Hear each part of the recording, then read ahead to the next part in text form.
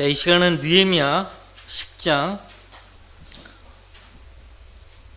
35절 말씀부터 다시 보겠습니다.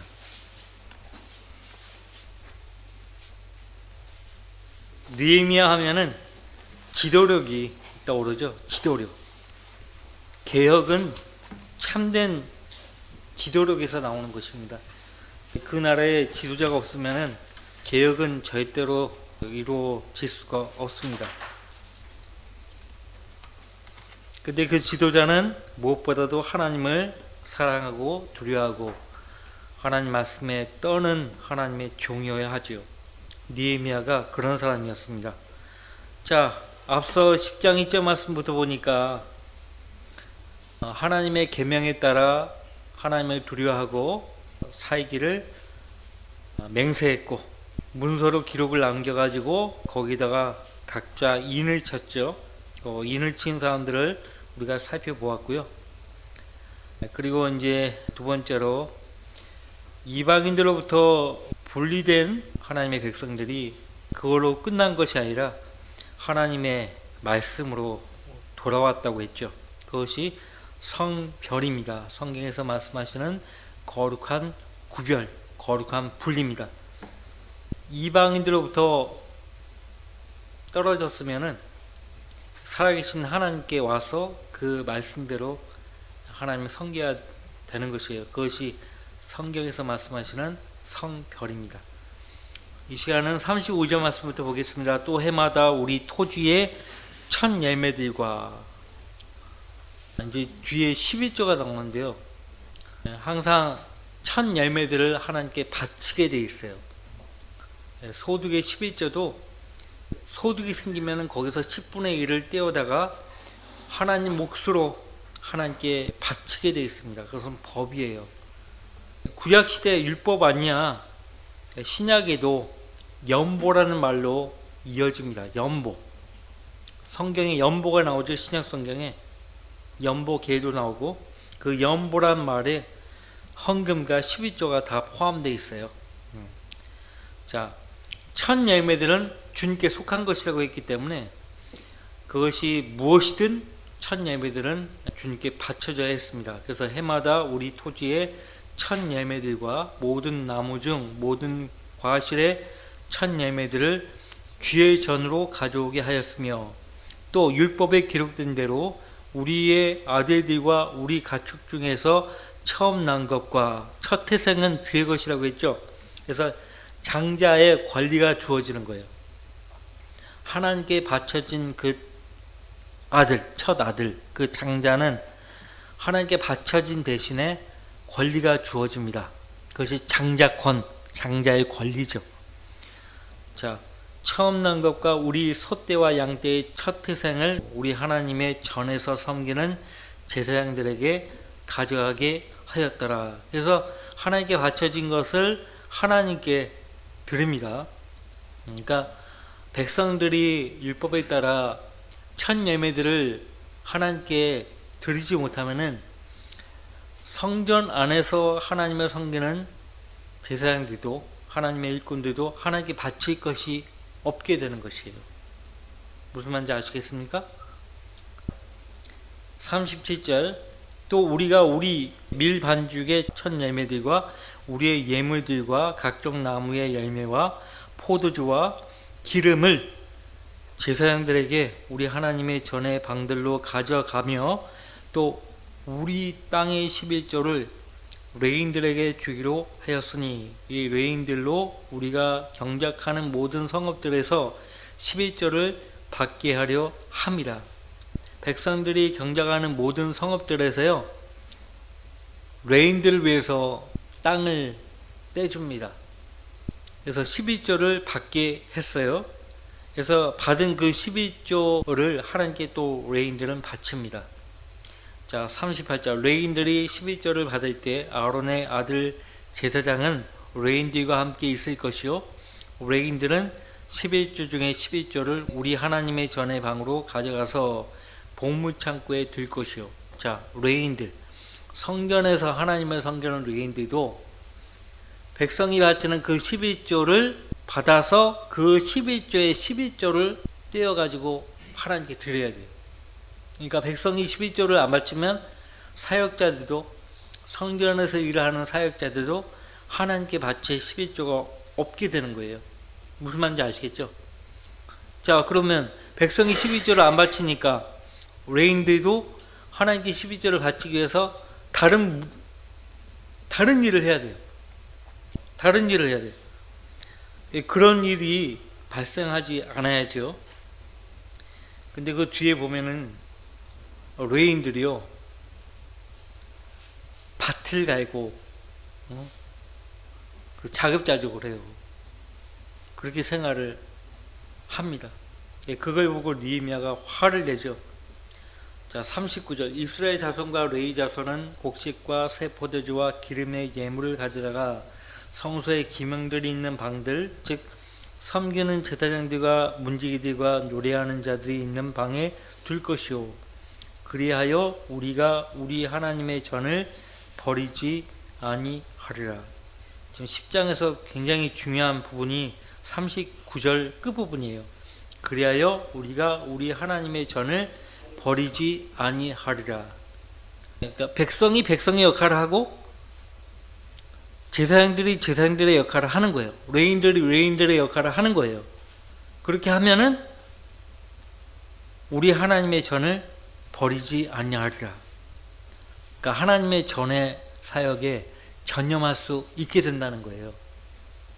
근데 여기서 그렇게 결의를 봤어요.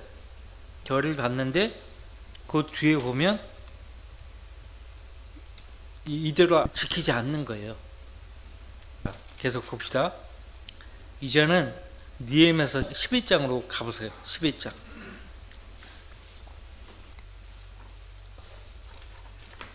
느헤미야서 12장. 백성의 치리자들이 예루살렘에 거하였고 백성의 남은 자들을 제비 뽑아 10분의 1은 데려와 거룩한 성읍 예루살렘에 거하게 하고 9부분은 다른 성읍들에 거하게 하였으며, 자, 10분의 1이 나오고 9부분이 나오죠. 아까 이제 11조가 나오잖아요. 11조가 10분의 1을 가리켜요. 자, 그 11조. 11자면 구약 성경에서 탁 떠오르는 그 성경이 말라키죠. 말라키서. 말라키서를 잠깐 보세요. 말라키서에 하나님이 이렇게 말씀하십니다. 12조는 하나님의 것이라고 말씀하세요. 그 말라키서 3장 8절. 사람이 하나님의 것을 도둑질하겠느냐? 그러나 너희는 내 것을 도둑질하였도다. 그래도 너희는 말하기를 우리가 어떻게 주의 것을 도둑질하였나이까 하니 11조와 재물 드리라. 그렇게 말씀하시죠. 11조와 재물들을 백성들이 도둑질을 했어요. 11조가 하나님의 것이라고 말씀하고 있는데 12장에 가서 보니까 느헤미야서 그 백성의 남은 자들을 제비 뽑아가지고 10분의 1은 데려와서 거룩한 성읍 예루살렘에 거하게 했다라고 했어요. 근데 이 일이 느헤미야 당시에만 있었던 것이 아니고 이 일이 재현될 것이에요. 예. 자, 이 11장에서는 느헤미야의 지시하에서 이렇게 이루어졌지만 대환란 때는 적그리스도가 약속의 땅에 들어온 그 유대인들 가운데 10분의 1을 먹을 것이라고 그렇게 말을 합니다. 그 말이, 그 내용이 이사야서 6장에 나와요. 예, 아주 그 엄청난 일이에요. 이 이사야서 6장 13절에 보시면은 이 말씀을 비유적으로 봐야 하냐, 실제 이러한 일이 일어날 것이냐, 실제 이러한 일이 일어날 것입니다. 이건 비유적인 말이 아니에요. 그러나 그 안에 아직도 10분의 1이 있을 것이요, 그 안에 성읍 안에 아직도 10분의 1이 있을 것이요. 왜 10분의 1이 있을까요? 돌아온 거예요. 돌아온 거라고요. 10분의 1이 있을 것이요 그것이 돌아와서 먹힐 것이니 잎이 떨어져 줄기가 남아있는 보리수나무와 상수리나무처럼 거룩한 씨도 그 줄기가 되리라 하셨더라. 여기서 거룩한 씨는 문맥적으로 잡아먹히는 10분의 1 유대인들, 환란 유대인 성도들을 가리킵니다. 그래서 10분의 1은 데려와서 거룩한 성읍 예루살렘에 거하게 했어요. 그리고 나머지 9부분은 다른 성읍들에 거하게 했다. 그렇게 말을 합니다. 2절 자원하여 예루살렘에 거하려고 스스로를 드린 모든 사람들을 백성이 축복하더라. 스스로 하나님께 자신들을 드렸어요. 그래서 백성이 그들을 축복했어요. 자, 3절 예루살렘에 거한 지방의 우두머리는 이러하더라. 그러나 유다의 성읍들에는 각자가 그들의 성읍에 있는 자기 소유에 거하였으니 즉 이스라엘 제사장들, 레위인들, 느디님인들과 솔로몬의 신하들의 자손이더라. 그래서 각자의 그 유업에 들어가서 살게 된 거고 4절 예루살렘에는 유다 자손과 베냐민 자손 중 얼마가 거하였고 유다 자손 중에는 아다야니 이는 우시아의 아들 스카레의 손자 아마레의 증손 스파티아의 현손 말랄레의 5대손이며 이들은 페레스의 자손들이더라. 또 마아세아니 이는 바룩의 아들 코르세의 손자 하사의 증손 아다의 현손 유아립의 5대손 스카레의 6대손 실로니의 7대손이라. 이런 식으로 해서 이제 유다 자손과 베냐민 자손이 언급되고 그 다음에 거기 14절 말씀 보세요. 힘센 용사들인 그들의 형제들은 128명이며 그들의 감독은 삽디엘로 위대한 사람들 중 하나의 아들이더라. 우리가 위대한 사람들 할 때 보통 사람이 아닌 사람들을 가리켜서 위대한 사람들이라는 표현을 쓰죠. 그죠? 성경에도 위대한 사람들이라는 말이 나와요. 위대한 사람들. 사실 성경에서나 우리가 흔히 말할 때 위대한 사람들 하면은 그 사람들을 하나님과 비교를 해서 말하지 않거든요. 감히 사람이 어떻게 하나님과 비교가 됩니까? 이것은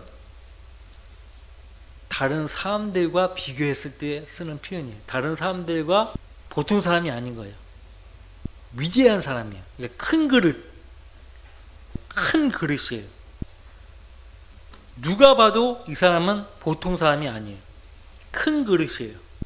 우리가 이제 역사적으로 우리나라 여러 인물들 있잖아요. 뭐 고려시대 강감찬 장군이라든지 세종대왕, 정조대왕 보통 사람 아니잖아요. 그렇죠? 세상 사람들 견지에서 봤을 때도 그분들은 보통 사람이 아니에요. 그래서 보통 사람이 아닌 사람들을 우리가 위대한 사람들, 위인전 할 때 위인, 그 위인이 위대한 사람들이거든요. 위대한 사람들. 자, 위대한 사람들 중 하나의 아들이더라.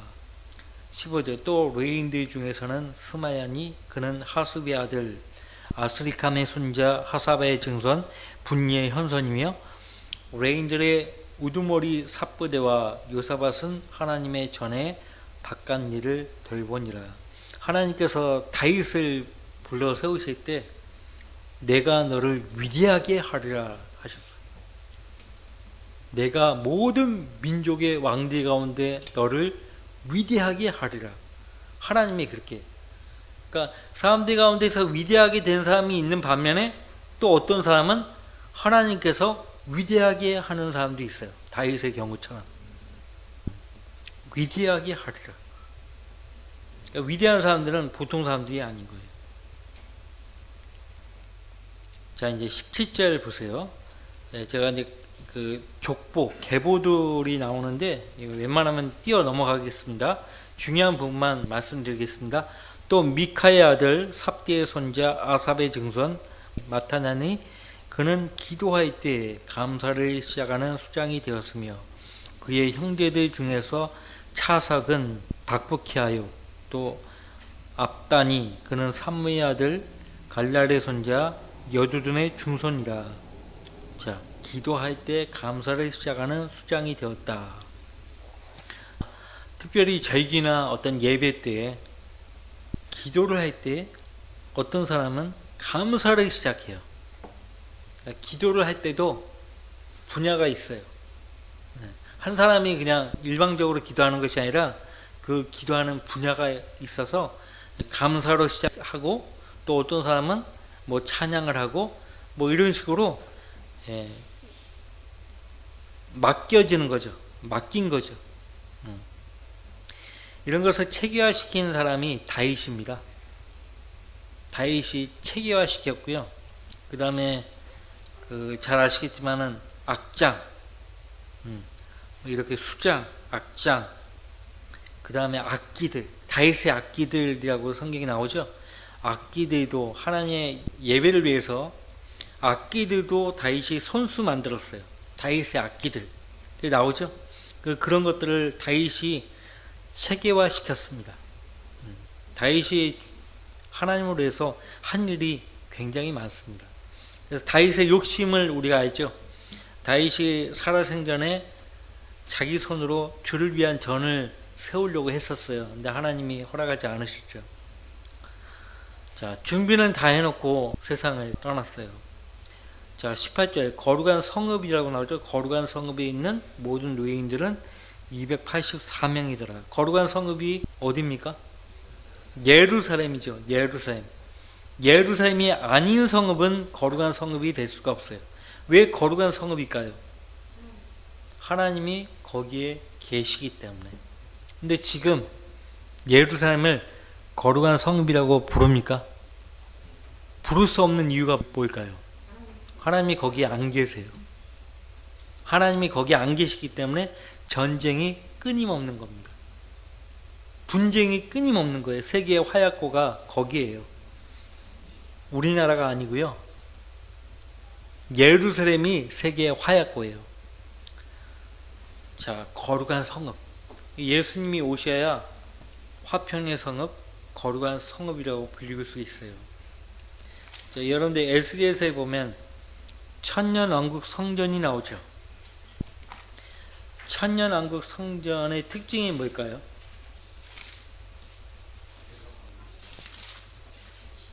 자, 그 에스겔서 보세요. 마지막 장. 에스겔서 48장 35절. 이제는 성읍의 이름이요, 화평의 성읍이 아니고요. 자, 주께서 거기 계시다가 될 거예요. 그 사면의 규격이 18,000이며 그날로부터 그 성읍의 이름이 주께서 거기 계시다가 될 것이라. 지금은 예루살렘이잖아요. 근데 이제 그 이름이 바뀝니다.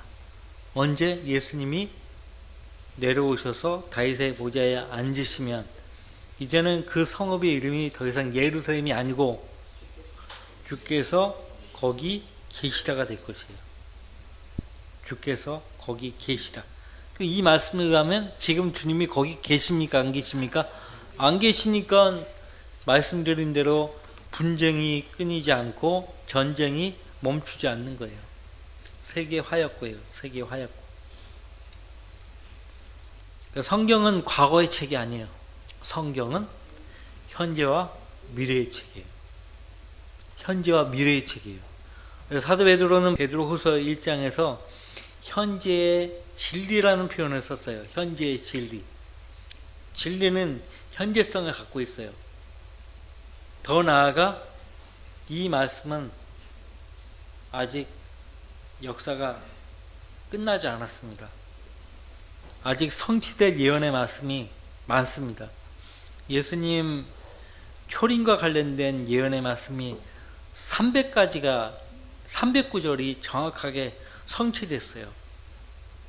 근데 예수님과 직접적으로 연관된 예언의 말씀이 조사해 보니까 800구절이에요. 800구절. 근데 그 중에 300구절이 초림 때 정확하게 성취되었어요. 아직 성취되지 않은 구절은 몇 구절이에요? 500구절. 그 500구절은 재림 때 성취될 것이에요. 그러니까 분량이 많죠. 초림 때 이루어진 말씀보다 재림 때 이루어질 말씀이 더 많죠. 성경은 현재의 진리뿐만 아니라요, 미래의 약속을 보장하는 진리입니다. 자, 다시 오셔요. 거룩한 성읍이라고 되어 있는데, 거룩한 성읍에 있는 모든 레인들은 284명이더라. 19절, 또 문지기들은 성문을 지키는 악국과 탈몬과 그들의 형제들로 172명이더라. 이 성읍의 성전에 문지기들을 세워뒀지만 사실상 그 성읍을 지키시는 분은 누굽니까? 하나님이셔야 한다고요. 누누이 말씀드리지만 하나님이 성읍을 지키지 않으면 파수꾼에 껴있음이 허사가 된다고 했어요. 그 말씀이 시편 127편이죠.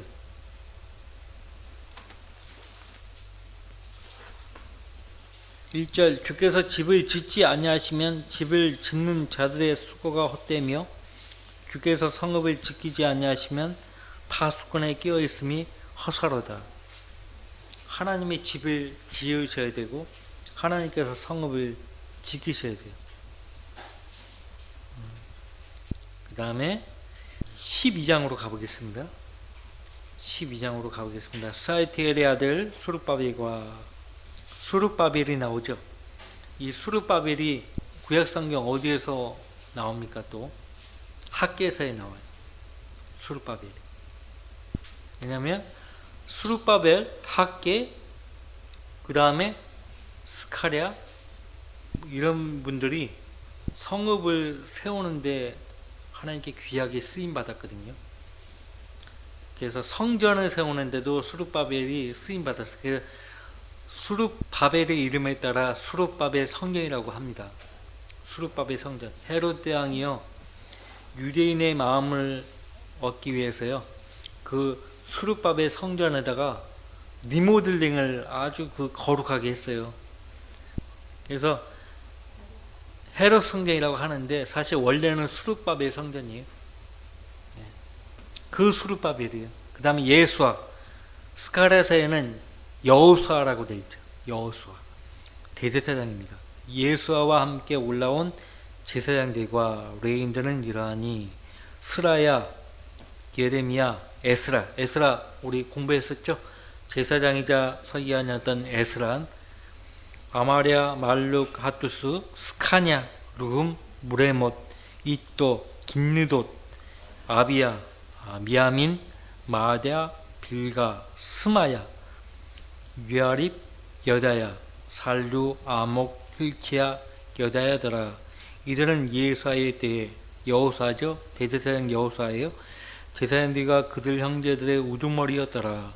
또 레인들로는 예수아, 빈누이, 캄미엘, 세레바, 유다, 마타냐더라. 마타냐와 그의 형제들은 감사 찬양을 주관하였으며, 아까 기도를 시작할 때 감사로 시작했던 수장이 있었다고 했죠. 그리고 이제 찬양, 감사 찬양을 또 주관하는 그런 레인들이 있었고, 9절, 또 그들 형제들인 박부키아와 운니는 파수 보는 일로 그들 맞은편을 맡았더라. 당시에는 성읍 밖에 방해하려고 하는 외인 부대들이 있었기 때문에 그들로부터 지켜내기 위해서 파수를 보게 했어요. 우리 이미 봤었죠. 낮에는 일을 하고 밤에는 파수를 보고 그렇게 했었단 말이죠. 예수아는 요아킴을 낳고 요아킴은 엘리야십을 낳고 엘리야십은 요야다를 낳고 요야다는 요나단을 낳고 요나단은 얏두아를 낳았더라. 이렇게 쭉 내려가죠. 21절, hilki야에서는 하사바요, 여디아에서는 느다니엘이더라. 엘리야십과 요야다와 요하난과 얏두아의 때에 레인들이 족장으로 기록되었고 페르시아인 다리오의 치리까지 제사장들도 기록되었더라. 다리오 왕의 치리까지. 그나마 코레스는 다리오 왕에 비하면 온순해요. 온순해요. 우리가 다음 주에 이사야서를 볼 텐데, 오늘 이사야서 그 44장 26절까지만 봤죠? 거기 보세요. 27절 말씀 보세요. 이사야서 44장 27절 28절 코레스에 관하여 말하기를 그는 나의 목자요 나의 모든 기쁨을 이행하리라 하며 예루살렘에게도 말하기를 너는 재건되리라 하고 성전에게는 내 기초가 놓여지리라 하는지라. 그래서 코레스 왕이 우리가 역대기야 마지막 장에서도 봤고 그 다음에 에스라서 1장에서 봤잖아요. 같은 상황을 기록을 했는데 코레스 왕이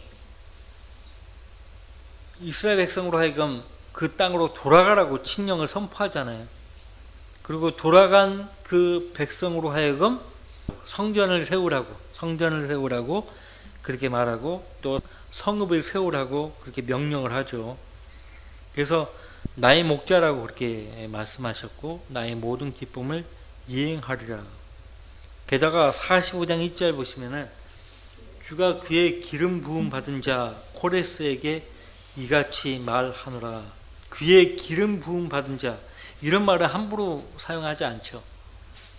하나님께서 자신의 기름 부음 받은 자라고 말합니다. 보통 그리스도 메시아를 기름 부음 받은 자라고 이야기하는데 코레스에게 이렇게 하나님이 높여주셨어요. 거기 앞서 41장 2절 3절 보세요. 이사야서 41장 2절 3절 여기서 의인을 가리켜서 의견이 분분해요. 뭐 아브라함이다 뭐 이야기하는데 그 대체적으로 여기서 의인을 코레스라고 그렇게 부른다고요. 자 보세요. 누가 동방에서 의인을 일으켜서 그를 자기 발 앞에 불렀으며 민족들을 그 앞에 주어서 왕들을 다스리게 하였느냐. 물론 하나님께서 아브라함을 통해서 민족들을 주셨지만 아브라함이 살아생 전에 민족들을 통치하지는 않았거든요. 그렇잖아요. 아브라함의 후손들이 그 민족들을 다스리고 했었죠. 그러니까 아브라함을 가리키느냐, 누구냐 이 의인이. 그가 그들을 그의 칼에 티끌 같게 그의 활에 날아가는 구루터기 같게 하였도다. 그가 그들을 쫓아가서 자기 발로 가보지 못했던 그 길을 따라 안전하게 지나갔도다. 아브라함이 조카 롯을 구출을 하잖아요. 아브라함을 가리키는 말씀이기도 하지만은 이사야서에서 여기 특히 41장 2절의 이 의인은 문맥적으로 그 뒤에 44장 28절 45장 2절에서 언급하고 있듯이 코레스입니다. 그러니까 코레스를 하나님께서 자신의 기름 부음 받은 자라고 말했고 나의 목자라고 말씀하셨고 41장 2절에서는 의인이라고 그렇게 말씀하기까지 해요.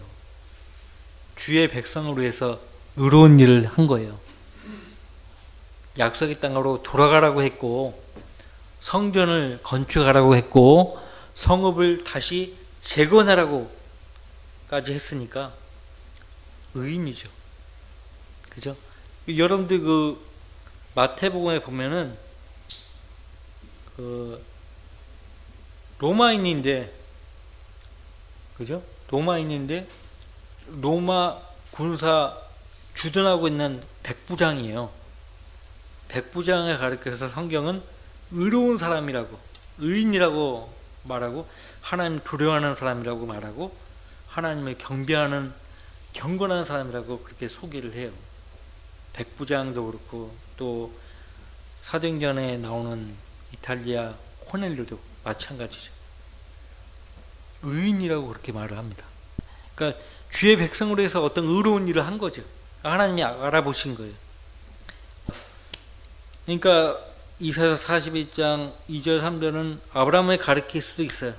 근데 전체 이사야서의 문맥으로 보면 이 의인은 코레스 왕을 가리킨다. 그 정도로 알아두시면 되고, 그래서 하나님께서 이 코레스 왕으로부터 이 다리오 왕 때까지요, 하나님께서 이 페르시아 제국 때 자기 백성을 지켜주신 거예요. 우리가 이제 또 그 에스더서를 보겠지만은 그때 위기를 맞이하죠. 그때 위기를 맞이하는 유대인들은 약속의 땅에서 위기를 맞이하는 것이 아니라 실제 페르시아 그 땅 안에서 위기를 맞이해요. 그것도 궁 안에서. 지금은 카메라 포커스가 약속의 땅 안에 있는 유대인들에게 맞추고 있죠. 이제는 에스더서에서는 페르시아 땅 안에 있는 유대인들에게 카메라 포커스를 맞춥니다. 그렇죠? 자, 계속 봅시다. 페르시아인 다리오의 취리까지 제사장들도 기록되었더라. 그러니까 성경은 누군가가 공연히 이야기책으로 쓴 것이 아니에요. 역사적인 상황들을 기록하고 있어요. 역사적으로 코레스 왕이 있었고 다리오 왕이 존재했단 말이죠. 페르시아인 다리오의 치리까지라고 하죠.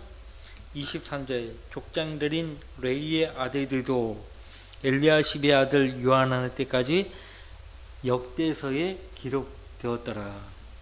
역대서. 여기서 말한 역대서는 성경에 나오는 역대기 상하를 가리키는 것이 아니고 그냥 역사 기록을 이야기하는 거예요. 24절 또 레인들의 우두머리로는 하사바와 세레바와 캄미엘의 아들 예수아인데, 이 예수아는 앞에 여호수아 대제사장 여호수아를 가리키는 것이 아니고 이름만 같을 뿐이에요. 그들의 맞은편에 있는 그들의 형제들과 더불어 하나님의 사람 다윗의 명령대로 각기 직무를 맡아 찬양하고 감사를 드리더라. 앞서 제가 이야기했죠. 다윗 왕이 살아생전에 체계를 세웠다고요. 하나님께 경배 드리는 모든 체계를 세웠어요. 그 다윗을 가리켜서 성경은 하나님의 사람이라고 말합니다. 그래서 항상 여호수아도 그렇고 모세도 그렇고 구약 성경은 수식어가 붙어요. 하나님의 사람 모세, 하나님의 사람 다윗, 하나님의 사람 여호수아. 근데 이 하나님의 사람이라는 수식어는 신약이 와서도 변함이 없어요. 여러분들 우리 하나님의 자녀들이 더 이상 하나님의 자녀라는 이름으로 불리기보다 하나님 사람으로 불리기를 하나님이 원하십니다. 그 목적으로 우리에게 성경을 허락하셨다는 거죠. 성경. 디모데후서 3장에서 하나님의 사람이 온전케 되며라고 했죠. 그 하나님의 사람. 모든 성경은 하나님의 영감으로 주어진 것으로 교리와 책망과 바로잡음과 우로 훈육하기에 유익하니 이는 하나님의 사람이 온전하게 되며 모든 선한 일에 철저히 구비되게 하려 함이니라. 마귀가 여러분들보다 성경은 더 잘 알고 있어요. 디모데후서 3장 16절 17절에 분명히 하나님의 사람이 온전하게 되며 모든 선한 일에 철저히 구비되게 하려고 하나님께서 영감으로 그분의 성경을 주셨다는 걸 알고 있어요. 그렇기 때문에 마귀 입장에서 하나님의 사람들이 온전하게 되지 못하려면, 그들로 하여금 하나님의 모든 선한 일에 철저하게 구비되지 못하게 하려면 뭘 공격해야 돼요? 성경을 공격해야 되는 거예요. 아시겠습니까? 자, 디모데를 가리켜서 바울 사도는 디모데가 바로 그 하나님의 사람이 되기를 원했고요. 또 하나님의 사람인 너는 이라고 말을 합니다. 그 앞에 디모데전서 6장 11절 말씀 보세요. 이 하나님의 사람이 되어야 해요. 실제 하나님의 사람, 그러니까 하나님의 것이에요. 우리가 하나님의 소유예요. 11절에 같이 있습니다. 그러나 오 하나님의 사람인 너는 이것들을 피하라. 그리고 의와 경건과 믿음과 사랑과 인내와 온유를 추구하라. 오 하나님의 사람인 너는 이것들을 피하라.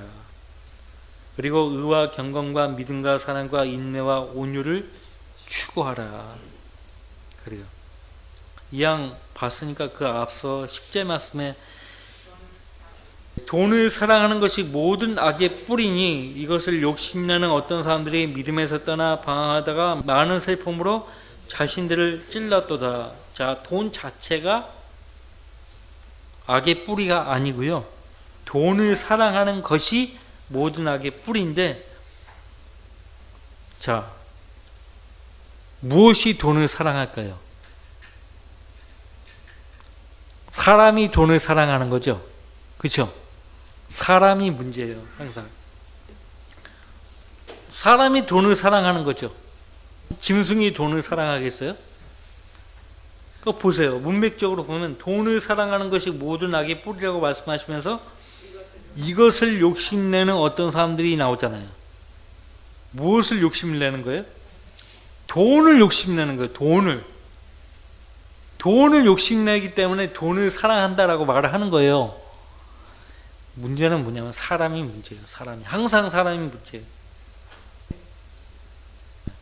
근데 오 하나님의 사람인 너가 하나님의 사람이라면 이것들을 피할 수 있어야 된다. 그리고 의와 경건과 믿음과 사랑과 인내와 온유를 추구해야 된다라고 당부합니다. 자, 항상 하나님이 들어쓰셨던 사람들은 하나님께서 주의 종 또는 하나님의 사람이라는 수식어를 붙입니다. 성경은 그렇게 말해요. 주의 종 또는 하나님의 사람. 지금도 여러분들이 하나님의 사람으로 불리는 걸 원하세요. 하나님의 사람. 하나님의 사람 누구누구. 그렇게 불리기를 원하신다고요. 하나님. 그 사람은, 그 자매님은 하나님의 사람이야. 그게 여러분의 증거가 되어야 돼요. 그것이 디모데의 증거였고요. 자, 하나님의 사람 다윗의 명령대로 각기 직무를 맡아 찬양하고 감사를 드리더라. 마타냐와 마쿠키아, 오바댜, 무슬람, 탈몬, 아쿰은 성문의 입구에서 직무를 수행하는 문지기들이더라. 12장 26절. 이들이 요사닥의 손자 예세의 아들 요아킴과 총독 느헤미야와 제사장이자 서기관인 에스라의 때에 있었더라. 다음 주에요. 이어서 보도록 하죠. 자, 위대한 사람들이라는 표현이 나왔었어요. 위대한 사람들. 그 다음에 하나님의 사람. 다른 거는 다 기억 못해도 위대한 사람, 하나님의 사람. 사실 누가 위대한 사람인가? 답은 나와 있어. 느헤미야서 자체에서 답을 냈어요. 그냥 누가 위대한 사람이에요? 하나님의 사람이 위대한 거예요. 하나님의 사람. 근데 하나님의 사람이 위대한데 다윗의 경우에는 내가 모든 민족의 왕들보다 너를 위대하게 하리라 하셨거든요. 그러니까 하나님이 위대하게 한 사람이 위대한 사람이에요. 스스로 위대하게 된 사람은 절대 위대한 사람이 못 되는 거죠. 그런 사람은 하나님이 낮춰버리신다고요. 비참하게. 하나님 높여주셔야 돼요. 예. 그러니까 다윗의 경우는 자신을 항상 하나님과 주의 백성들 앞에서 자신을 낮췄기 때문에 하나님이 그를 높여주신 거예요. 자, 그러면 다음 주에 이어서 계속 보도록 하겠습니다. 기도하고 마치겠습니다.